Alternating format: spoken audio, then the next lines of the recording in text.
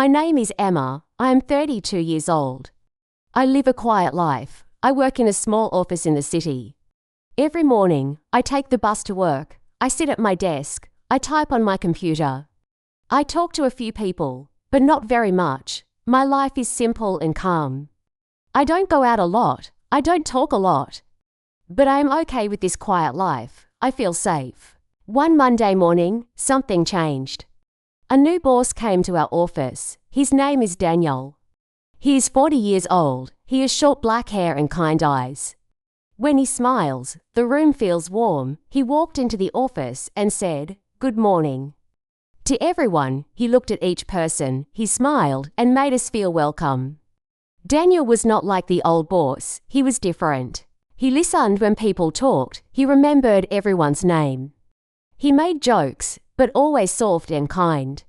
He never made anyone feel small. He made us feel important. At first, I did not think much. I only said, "Good morning," then I went back to work. But after some days, I started to notice him more. I started to listen more closely when he spoke. When he walked into the room, I felt happy. When he laughed, I smiled too. His voice was soft and calm. His words were always nice. Slowly, I started to feel something.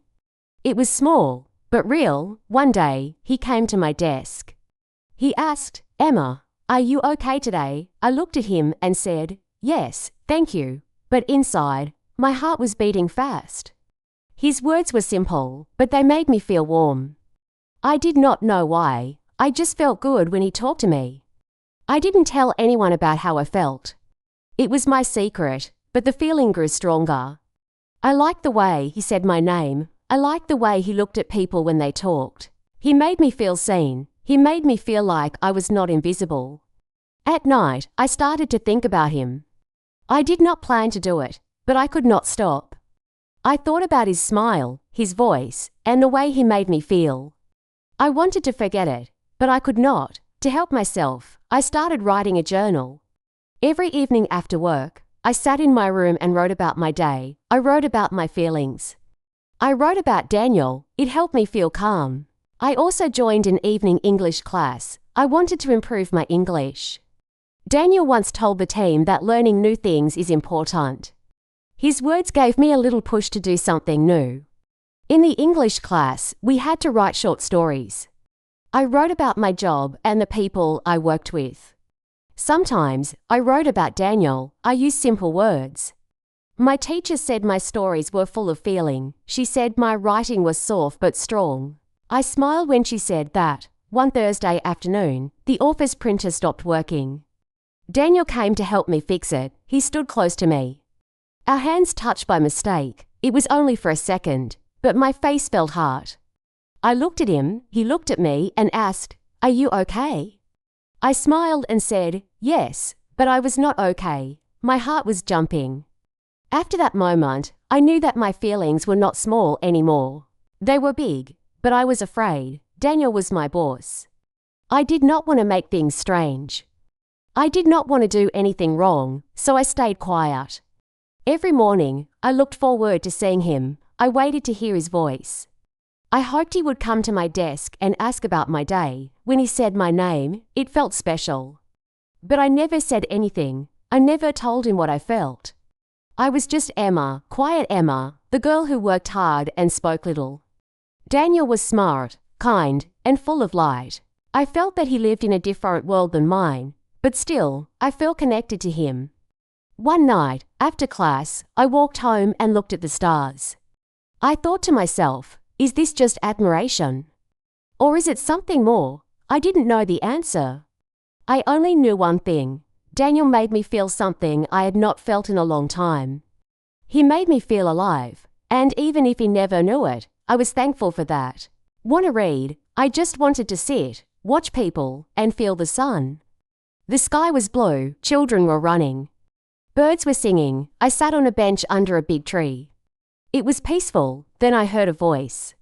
A voice I knew very well. It was Daniel. I looked up slowly.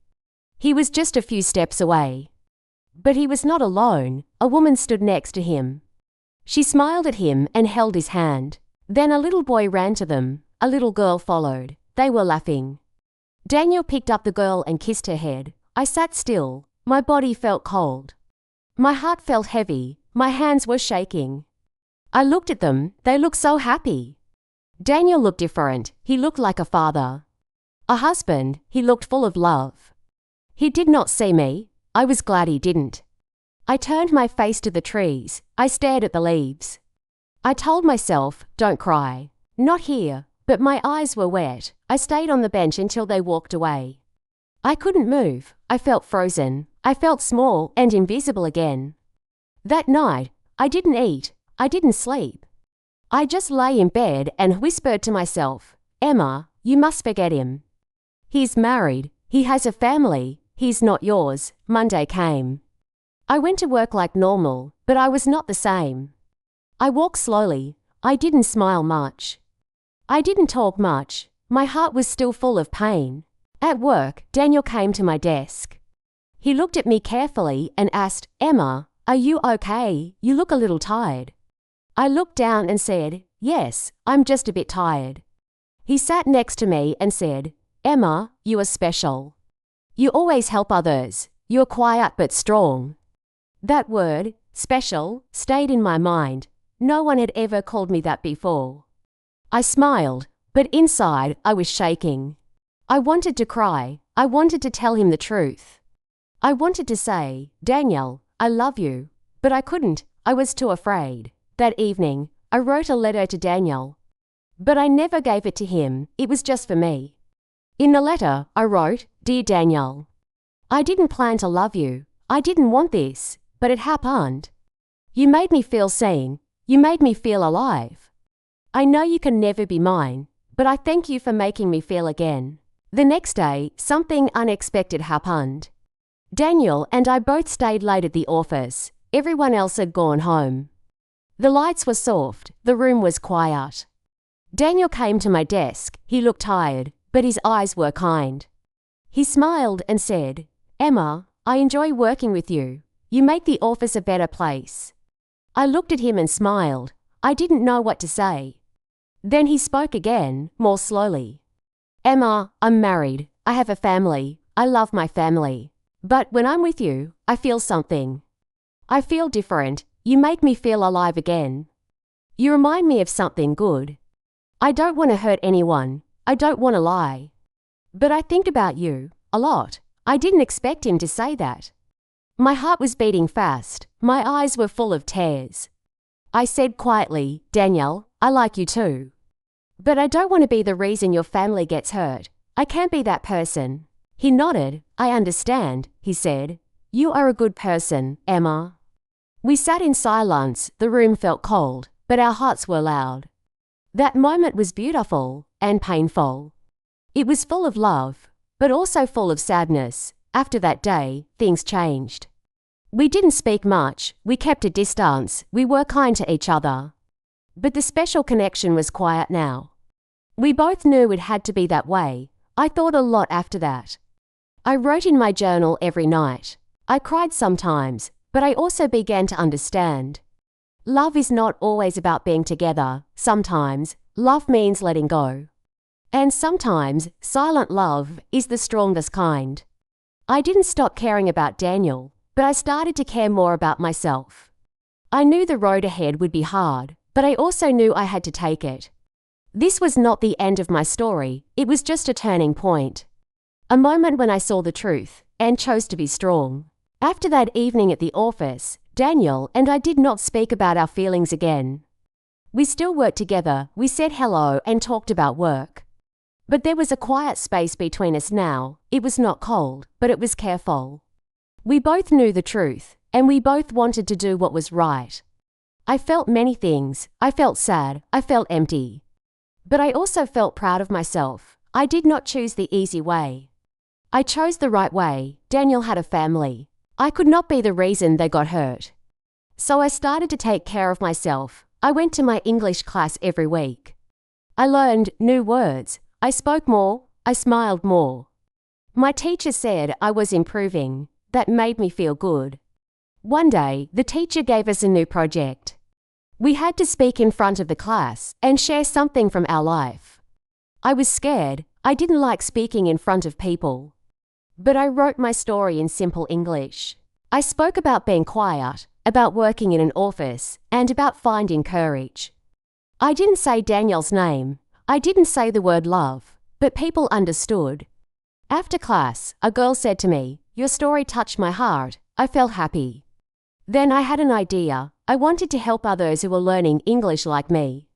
So I started a small YouTube channel. I called it Emma's Voice. I used a simple phone to record my voice. I read short stories. I shared words I had learned. I told little things from my day. At first, only a few people watched. But that was okay. I enjoyed doing it. It gave me a new reason to wake up every morning. I also started to go for walks in the evening. I walked in the park. I watched the sky. I listened to the birds. I sat on the same bench where I once saw Daniel with his family. But now, the feeling was different. I felt calm. I looked at the trees and said quietly, "Thank you, Daniel. You helped me grow. Now I must move on." One night, I wrote a letter. This letter was not for Daniel. It was for myself. "Dear Emma, you are strong. You are kind. You loved with all your heart. And now you are learning to let go. You are not just the quiet girl at the office. You are a woman who is growing. You are finding your voice. Keep going. You will be okay." I read the letter again and again, then I smiled. I knew I was ready for a new beginning. A few weeks later, I joined a weekend class for advanced English. It was harder, but I liked the challenge. In that class, I met a man named Oliver. He had kind eyes and a warm laugh. He was learning English too. We talked during break time. We shared stories. He liked books and tea. I like books and tea too. One day, Oliver said to me, "Emma, you smile with your eyes." "That's very special," I laughed. I had not laughed like that in a long time. It felt light. It felt new. We started to study together. We helped each other with homework. We talked about dreams and hopes. We were just friends, but I felt happy. It was a different kind of feeling. It was soft, safe, and honest. I still think about Daniel sometimes. He was part of my story, a beautiful part, a painful part. But now, I think more about myself. About who I want to be, about where I want to go. I know now that love is not only about holding someone. Sometimes, love is about letting go. It's about choosing peace. It's about choosing yourself. If you are reading or listening to this story, I want to tell you something. You are not alone. If your heart is hurting, give it time. If you are lost, take one small step. Speak your truth, write your story, love yourself. Because you matter, this is not the end. This is a new beginning. My name is Emma, and now I am ready to live again. Emma's story is not just about love. It is about quiet strength. It is about finding courage when life becomes painful. Emma lived a simple life. She did not speak much. She worked hard and stayed in the background. But inside her heart, there was a world of emotions. When Daniel came into her life, Emma felt something new. She felt alive. She felt seen. His kindness touched her heart. But love is not always easy. Emma found out that Daniel was married. Her heart broke. She could not stop her feelings, but she chose to do the right thing. She chose respect. She chose silence. She chose peace over pain. This story teaches us a deep lesson. Love is not always about being together. Sometimes, real love is letting go. It takes more courage to walk away than to hold on. Emma did not fight for Daniel. She did not hurt his family. She hurt inside, but she chose to grow. She joined a class. She started writing. She shared her story. She helped others. She found her voice. And then, Emma found something new, self-love. She learned to smile again. She started Emma's Voice, her small YouTube channel. She shared her life, her thoughts, and her English. She met Oliver, a new person, a new light. She was not chasing love. She was building her own happiness. This is what we can learn. Sometimes we fall for someone we cannot have. That is okay. What matters is what we do after. Do we lose ourselves, or do we find new strength? Emma chose to grow, and so can you, in your life. If you ever feel heartbreak, remember Emma. Be gentle with yourself. Give yourself time, learn something new, help someone, build something. And never forget, your story is important. Thank you for listening to Emma's story. You have done a great job. If you understood this story, that means your English listening and reading are improving. You should feel proud of yourself. Now let's test your understanding with a quick question. Question: why did Emma decide to let go of Daniel? A. Because Daniel did not like her. B. Because Daniel was married and Emma did not want to hurt his family. Write your answer in the comments below, or B, and let us know what you think. If you enjoyed this story and want more, please subscribe to our channel. Your support gives us energy to create more free content to help you learn English. Also, if you can, please consider donating. We're just starting and we do everything with love and no money. Your help keeps this channel alive and helps more people learn English for free. Thank you from our hearts. See you in the next story.